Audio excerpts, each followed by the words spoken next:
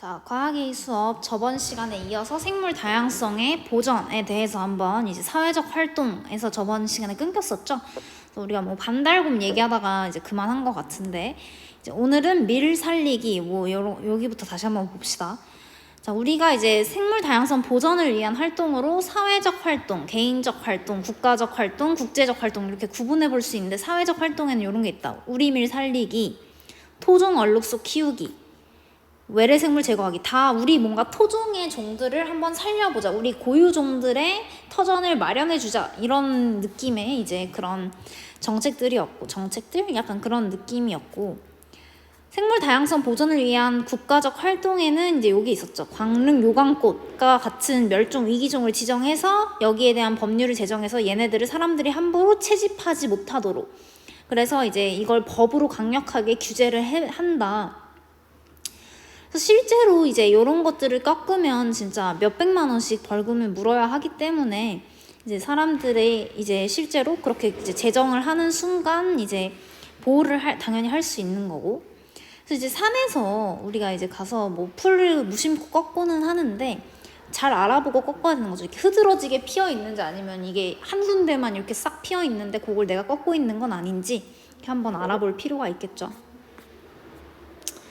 두 번째가 이제 이 국립공원을 지정하는 거였죠. 그래서 국립공원으로 이제 지리산이나 설악산에도 국립공원 이런 말들이 붙어 있곤 하는데 이러한 국립공원에는 이제 거기에 있는 생태계를 보호하자는 내용이 담겨 있으니까 거기 가서 함부로 식물이나 동물을 해쳐서는 안 된다. 혹은 심지어 이제 사람의 출입을 가끔은 제한하기도 한다라는 얘기를 했었어요. 네, 그 다음은 이제 멸종위기종 복원사업. 그래서 요거 얘기하다가 우리 어제 끝났는데 멸종위기종에는 이제 반달 가슴곰 뭐 이런 것들이 있다. 그래서 지리산에 이제 옛날에 많이 살았었는데 요새 많이 개체수가 줄어서 얘네들을 이제 복원을 하기 위해 어떤 짓을 하느냐. 지리산에서 이제 요런 반달 가슴곰을 암수를 이제 한 쌍을 동물원으로 데리고 와서 이제 환경을 잘 조성해주면 얘네가 짝짓기를 통해서 새끼를 낳게 된다. 이렇게 복잡하게 새끼를 낳게 하는 이유는 얘네가 멸종위기 말 그대로 개체수가 얼마 없기 때문에 넓은 지리산 안에서 암수가 만날 확률이 희박한 거야. 그럼 짝짓기도 일어나지 않겠죠. 따라서 이게 얘네가 대를 계속 있게 하려면 이제 인간이 인위적으로 얘네들을 만나게 약간 소개팅 느낌으로 해주는 거죠. 그래서 이렇게 할 수 있다. 자, 요거 영상 보고 갈게요. 유난히 눈이 잦았던 올 겨울. 지리산 고지대에는 내린 눈이 고스란히 쌓여 있다.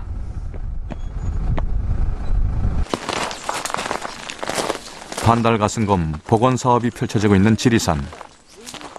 곰의 흔적을 찾아보기 위해 제작팀은 눈 덮인 산을 찾았다.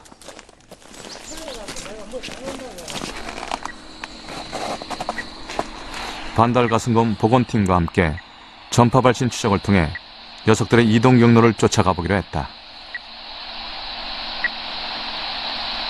예, 지금 수신 상태로 봐서는 지금 움직임은 크게 없는데 아직까지 동면 들어갔다는 뭐 신호가 정확하게 잡혀있지는 않고 있고요. 지금 그 위치는 지금 방향은 이쪽으로 나오고 있거든요. 두 개체가. 근데 이게 원래 1월달 되면 다 겨울잠 자는 게 아니라 좀 늦게 들어가는 모양이죠, 보통. 기온에 따라서 틀리거든요. 지금 같은 경우에는 저번 주에 이제 눈도 많이 내렸고요.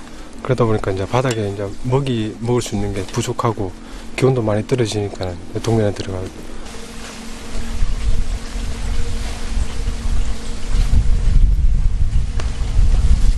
아직 동면에 들어가지 않은 반달 가슴곰의 전파를 추적하며 산을 오르는 길.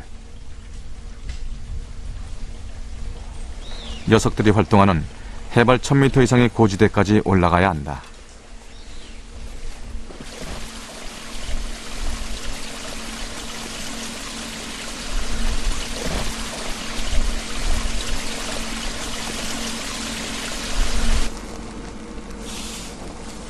반달 가슴곰이 좋아하는 동면 장소는 온기가 도는 나무 구멍 속이다.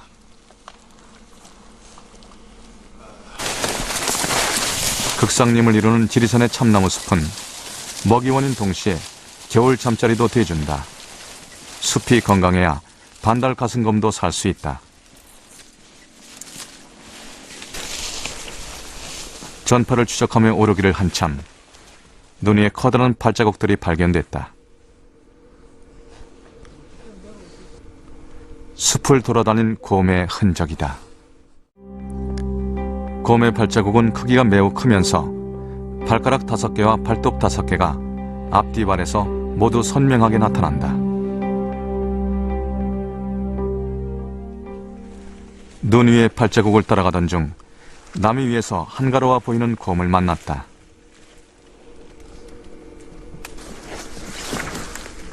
나무를 잘 타는 반달가슴곰은 시야가 트인 높은 나무를 좋아한다. 반달가슴곰 복원사업과 함께 2005년 10월 지리산에 방세된 리마. 복원사업의 성패는 야생에 얼마나 잘 적응하느냐에 달려있다. 낯선 기척에 잠시 주춤하는 녀석. 그러나 이내 관심을 거둬버린다. 2005년 1월에 태어나 이제 막 1살을 맞은 리마.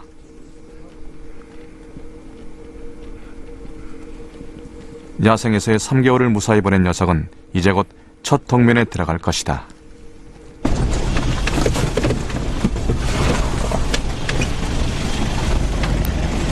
또 다른 야생동물의 흔적을 찾아가는 곳은 자연 휴식연제가 시행되고 있는 지역.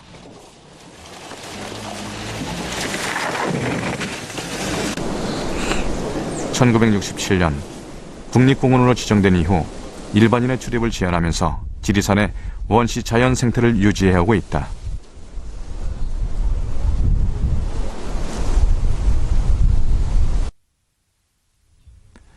지리산은 멧돼지가 많기로도 유명한 곳.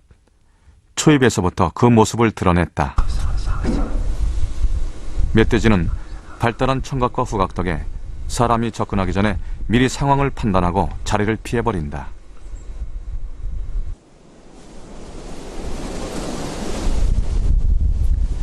파헤쳐진 흙구덩이 주변으로 녀석들의 발자국이 어지럽게 찍혀있다.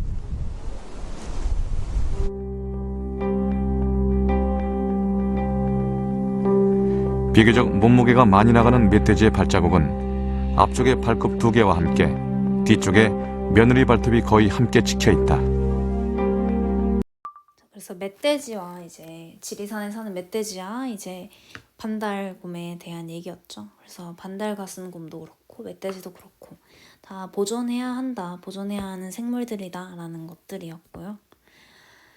자, 이제 뭐 동물은 좀 보존하기가 힘들어요. 왜냐면 진짜 짝짓기라는 걸 시키기 위해서 굉장한 노력이 필요해요. 이거 얘네들이 데려오는 것도 문제지만 사실 이게 환경이 스트레스가 많으면 얘는 짝짓기를 안 하거든요. 그래서 이 환경을 굉장히 얘네가 짝짓기 하게끔 맞춰줘야 돼. 그래서 이제 동물은 굉장히 까다로운데 이제 식물은 조금 이제 좀 그거에 비해서는 조금 더 수월하죠. 그래서 이렇게 종자은행이라는 걸 만들어서 이제 종을 보호하기도 합니다. 그래서 종자은행이라는 건 씨앗을 모아놓는 거죠. 씨앗을 모아놔서 이제 얘네가 혹시 멸종이 실제로 되어 있더라도 언제든 우리가 다시 심어서 이제 싹을 틔울 수 있게끔. 그래서 이제 종자은행을 만들어서 관리하는 게 중요하다. 이런 식으로. 그래서 종자은행에 대한 이제 동영상을 하나 보고 올게요.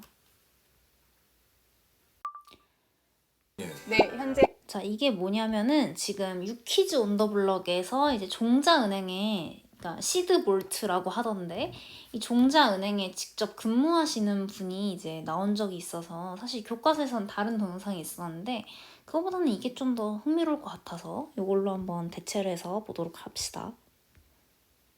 17분이나 돼서 좀 줄여서 앞에 부분만 한번 볼게요. 한국수목원관리원 국립백두대간 수목원 소속 시드볼트 운영센터 이하연입니다. 이게 이제 그 시드볼트가 이게 뭔지부터 좀 얘기를 해주셔야 될 것 같아요. 네, 많은 분들이 잘 모르시는 공간이기는 그러니까요. 해요. 시드볼트라는 건 단어 자체로 본다면 시드, 씨앗.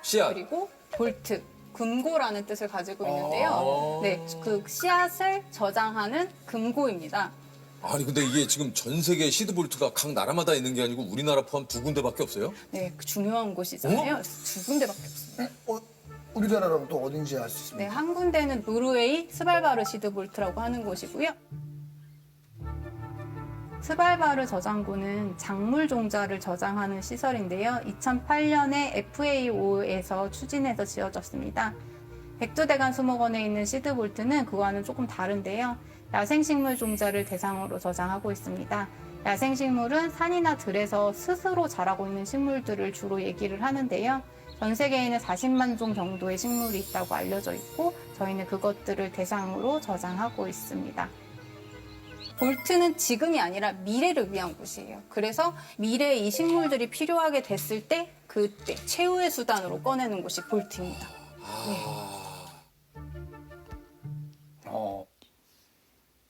자, 잘 봤죠? 지금 요게 볼트는 좀 우리가 흔히 아는 종자은행이랑 좀 다른 것 같아요. 그죠? 종자은행은 좀 더 이게 편리하게 종자를 꺼내서 쓸 수 있다면 여기 시드볼트는 전 세계 딱 2군데 있고 이 2군데 있는 데는 이제 약간 노아의 방주 느낌인 거죠. 대멸종이 일어나거나 뭔가 핵전쟁, 기후변화 뭐 이런 큰일이 아니면 절대 열리지 않는다고 이제 얘기를 합니다. 이런 곳도 있다. 종자은행 중에 시드볼트라는 특수성을 띈 데도 있다. 우리나라에 있는 데는 야생식물을 저장하는 데고 노르웨이, 스발바르 뭐 그렇게 거기는 이제 작물들 우리가 먹는 거 위주로 이제 저장을 한다는 거죠. 자, 그래서 생물 다양성을 위한 국제적 활동 우리가 아까 사회 봤고 국가 봤으니까 이제 국제적 활동을 한번 보는 거죠. 생물 다양성 협약 뭐 이런 게 있다. 보면은 유엔이 정한 생물 다양성 10년 뭐 이런 얘기도 하죠. 그래서 이 10년이 2020년 작년에 마무리가 됐습니다. 잘 됐는지는 잘 모르겠어요. 그죠? 근데 어쨌든 작년에 해서 이제 10년이 끝나서 뭔가 20년 동안 다양한 생물 다양성에 대한 노력을 이제 계속 거듭해 왔다라는 얘기죠. 생물 다양성 협약에는 여러 가지가 있는데 이제 우리가 저번 이 단어를 시작했을 때 본 그 습지에 대한 얘기를 했을 때 람사르 국제 이제 습지 협약 같은 경우에도 이제 이 생물 다양성 협약의 한 줄기인 거죠. 그죠? 자, 스스로 확인하기 문제 121쪽 아래를 봅시다. 자, 개체수가 크게 줄어들어 희귀해진 생물종을 국가 수준에서 보호하는 방법은 어떤 게 있을까? 아까 뭐 여러 가지 있었지만 멸종 위기종으로 지정하여 보호한다. 그와 관련된 법률을 제정한다. 혹은 뭐 멸종 위기종을 위해서 외래종을 다 잡아서 없앤다. 뭐 이런 것들이 있었습니다. 생물 다양성 보존을 위해 여러 국가가 참여하여 채택한 국제협약은 무엇인가? 생물 다양성 협약이다. 유엔에서 주최한 거죠. 자, 한국 여우, 광릉 요강꽃. 얘들아, 너네 한국의 여우 어떻게 생겼는지 알아요? 한국 여우는 조금 우리가 3가지 여우가 있다고 배웠잖아요. 변이 단원에서. 그죠? 붉은 여우, 북극 여우, 이제 사막 여우 이렇게 3개가 있었는데 한국 여우는 붉은 여우보다는 조금 덜 붉어요. 붉은 여우보다 좀 더 작고, 그러니까 붉은 여우와 사막 여우 약간 중간처럼 생겼죠. 한국 여우가 이제 멸종 위기종이고 너네 여우 본 적 없잖아요. 그죠? 그래서 한국에서 사는 여우들이 이제 멸종 위기종인데 이들의 입장이 되어 인간에게 보내는 편지를 써보자. 예시만 보고 넘어갑시다. 뭐 이건 편지를 쓴다 뭐 이런 식으로 쓰게 되겠죠. 뭐 네가 중요한 만큼 너의 삶이 중요한 만큼 나도 멸종이 되고 싶지 않아. 뭐 이런 식으로 쓰면 되겠죠. 그죠? 그래서 뭐 이거는 그냥 쓰는 거고요. 그래서 항상 역지사지로 생각해보는 게 중요하다라는 걸 이번 수업을 통해서 하나만 이제 기억을 해줬으면 좋겠어요. 우리가 우리 종을 보존하고 우리 종의 이익을 따지는 것만큼 다른 종도 조금만 생각해줘서 멸종 정도는 막아줘야 이제 사람에게도 최종적으로 피해가 없고, 그리고 이건 기본인 거죠. 이제 우리의 인권이 소중한 만큼 다른 생물들의 권리도 있다는 거. 그런 것들을 한번 잘 생각을 해보면서 이번 수업을 마치도록 하겠습니다. 자, 바로 이어서 122쪽, 123쪽 이제 보전, 생물 다양성 보전 2번째 파트를 한번 볼게요.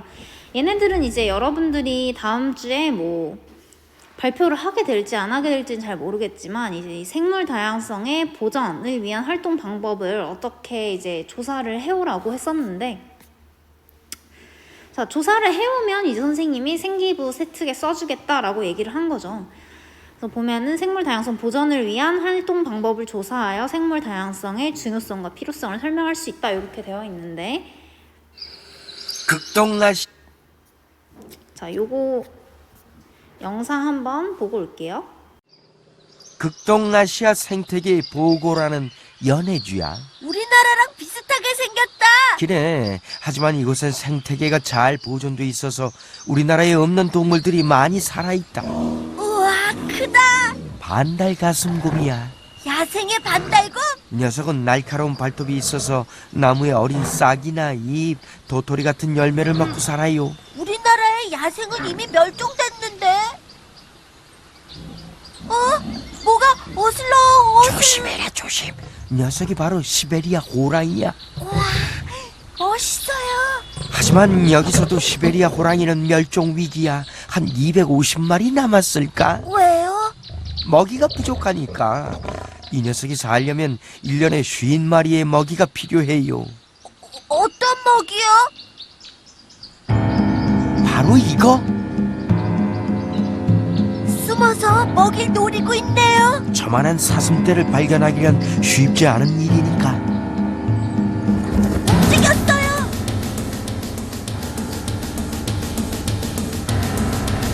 먹이가 이렇게 널렸는데 먹이 부족으로 멸종해요. 사냥에 늘 성공하는 건 아니에요. 15번 시도하면 한 번 성공할까?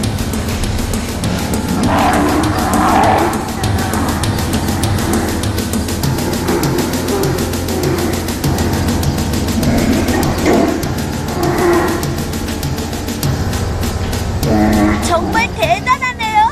사냥 성공한 거죠?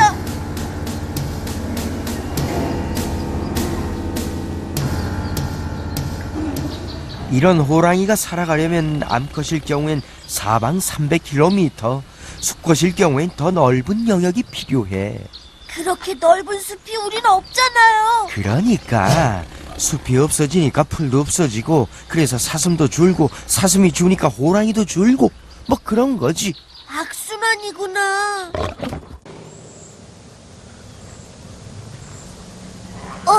그림책에서 봤던 문인데 뭐더라? 조선 표범이에요. 전 세계에 30마리밖에 안 남았어. 30마리요? 그래, 조선 표범은 표범 중에서 가장 크고 아름답다고 해요.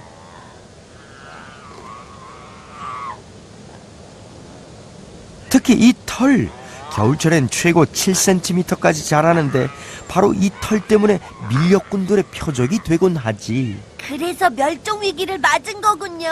먹이 부족도 심각했지. 이 녀석도 한 달에 2-3마리 사슴이 필요하거든. 밀렵꾼의 먹이 부족에 30마리도 다행이네요. 뭔가 이상한가 보다. 표범은 예민한 동물이야. 경계심도 강해서 높은 바위산 앞이 탁 트인 곳에서 주위를 살펴보는 습성이 있어요. 시력도 좋아서 1km 밖에 있는 먹이도 다 찾아내요.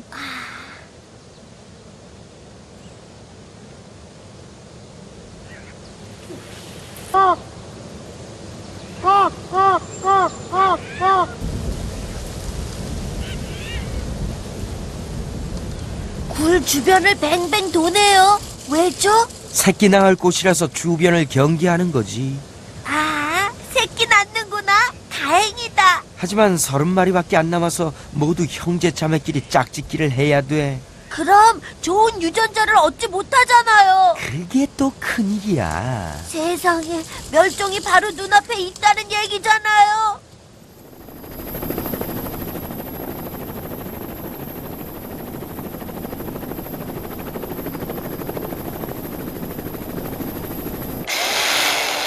무엇보다 동물들이 멸종 위기를 맞는 건 사람들이 숲을 파괴하기 때문이야.